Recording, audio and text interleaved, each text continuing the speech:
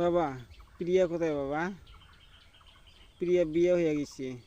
না, আমি প্রিয়াকে ভালোবাসি, জীবন মানে আমি ভালোবাসি। প্রিয়া ছাড়া আমি বাঁচবো না, তস নস করে ফেলাবো, শেষ করে ফেলবো, একটাও বাঁচবো না, বাঁচতে দেবো না আমি। তস নস করে ফেলাবো আমি, শেষ করে দেবো।